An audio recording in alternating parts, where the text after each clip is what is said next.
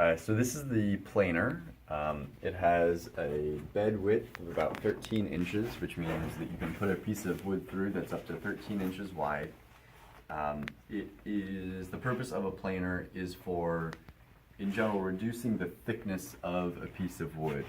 So if we have a relatively flat piece of wood, it's bringing the dimension down. Simultaneously, it can be improving the surface finish. So often when you get a piece of wood from the mill, it'll have a pretty rough finish, and there may be imperfections on it that you're trying to remove. And so you bring it down the entire surface. The way it works is there are two rollers inside that roll and feed the wood in. So when it's going, you put it in and then it self-feeds. And in between those two rubber rollers are blades that spin towards you. So they're three razor blades, effectively, that spin towards you and cut off layers of wood. There are spare blades on the shelf over there, so if these are dull or they're leaving pock marks or something, then the blades are double-sided, so if the other side hasn't been used, you can open it up with the tool here and reverse the orientation of the blades. And there are also on the shelf new replacement blades. In terms of using the machine, you first start by, on this side, so this is the front of the machine and it feeds this way and then out the back. You start by making sure that it's in gear. So it actually looks like right now it might not be in gear, it's in the middle. So it says shift only when the machine is running. So when the machine is running, we will set it to finishing.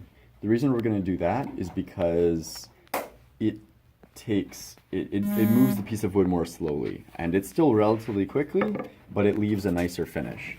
The second gear moves the piece of wood more quickly, taking fewer cuts per inch, and potentially not doing as good a job. So in general, we always use finishing. This little indicator indicates how much wood is going to be taken off. So there's just a little metal bar underneath here, and as the head is lowered, it pushes this up.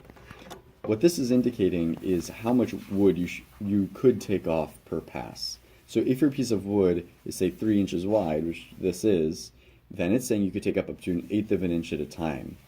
In reality, that would be a lot of wood to take off, even of a soft wood. So in general, we take off closer to like a 32nd or even a 64th sometimes, especially if it's a harder wood. But that's a general sense if you wanted to take more aggressive passes. This is the on switch, so you pull it to take it on, and a very important point with this tool is that there absolutely cannot be any metal in it. So sometimes there will be staples in the end of a piece of wood, and any piece of metal will nick the blade, so that every subsequent piece of wood that goes through it will have a little lump where the blade didn't get it because it was nicked.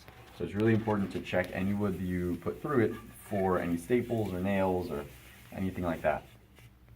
This indicator on the side gives a general sense of the thickness of the piece of wood, but it's obviously not super accurate. So as you're taking your passes, you do want to take it out to make sure that you are getting a thickness that you want. This over here is a limiter.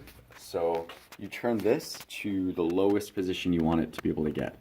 So right now it's set at about 1/8 of an inch, so the machine won't go any lower than 1/8 of an inch. You could set it as high as 1.25 inches, and so at that point the machine wouldn't go any lower. And the reason for that is that this is a fairly time-consuming machine. You take a bunch of passes, and it can be easy to get lose track of how far you've gone, and you don't want to overshoot how much wood you're taking off. There are a few more things to mention. One, this machine is usually, especially with bigger pieces of wood, more conveniently used with 2 people, so one to feed it in and then one to take it out and pass it back. The other is that by virtue of the way that the machine works, the piece of wood is pulled in, and then the first roller, it passes under the first roller, and then the blades pull it up a little bit. And for the first 3 inches before the next roller pushes it down, that piece of wood is cut a little more deeply. And then the second roller hits it and it pushes it flat. And then as it's leaving, the same thing happens, where it leaves the first roller, it gets pulled up, and those last 3 inches get equally shaved away a little deeper. This is called snipe. and it's relatively hard to avoid. There are certain things you can do to avoid it, like as you're feeding it in, pulling up on the back end, and as it's leaving, pulling up on the front end. If it's really important to you, then you could try to nail it down to a bigger, longer board that would keep it more stiff. Obviously making sure the nails weren't getting anywhere near the blades. But in general, what you should do is you should buy about 6 inches extra of wood. Plan for that, do your planing, and then cut off the ends. If you were to cut down your pieces lengthwise and then pass them through, you would lose 6 inches from every piece, which would obviously be pretty wasteful. So bear that in mind when you're using the planer. Here's an example of wood from the mill, and so it has a pretty rough, surface, and you would want to pass that through the planer to smooth it out from where the big saw cut it down originally. So that pretty much covers it. The bandsaw is, the planer is quite loud, so you definitely want to wear ear protection for it. And there is it goes right into the vacuum, the dust collector, so you have to open the gate. It has its own fan built in that runs off the motor, so it exhausts the dust pretty well on its own. You definitely need to open the gate and turn the fan on. Because it has its own fan, there is no opposing gate on the table saw, so you don't need to turn any gate off. You just need to turn this one on, or open it to let the wood through. So I'll just demonstrate quickly shaving a little bit off this wood. So we'll start by putting this in and lowering it until it's just touching the wood. So we lower it by turning the handle clockwise, and each full turn is 1/16 of an inch. So a quarter of a turn is about a 64th of an inch, which is where we'll start our passes. So here you can just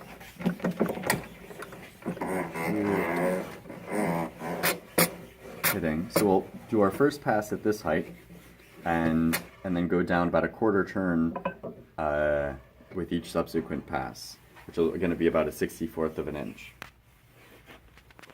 And as I mentioned before, we'll make sure to have this solidly in here, because it doesn't look like it's in gear here. And the other thing is I don't think it's plugged in right now. So take that back, it is plugged in. So the dust collector.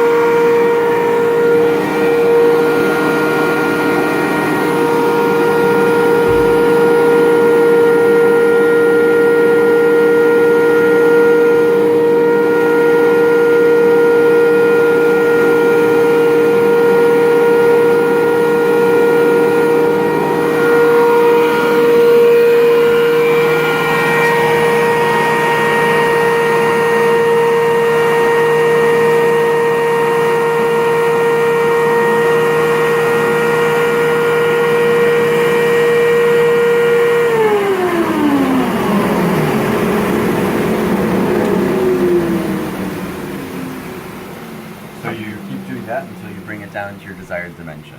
If you have raw lumber, it will likely have imperfections on both sides. So what you'll want to do is on the first side, get it so it's relatively flat, and then you will flip it over to do the other side. And once both sides are relatively clean and flat, then you can bring it down to dimension. But you want to make sure that you first remove all the wood that you need to before working down to dimension.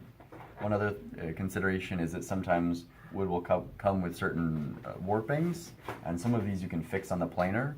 For example, if the wood is cupped, if it's warped like this, then you first pass it through with the cup facing down so that it's balanced and it flattens off the top, and then you can flip it. Now the top is flat and it'll take off the underside.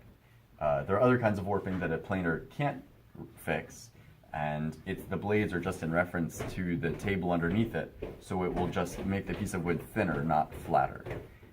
But there are certain kinds that it can help with. So that is how to use the planer.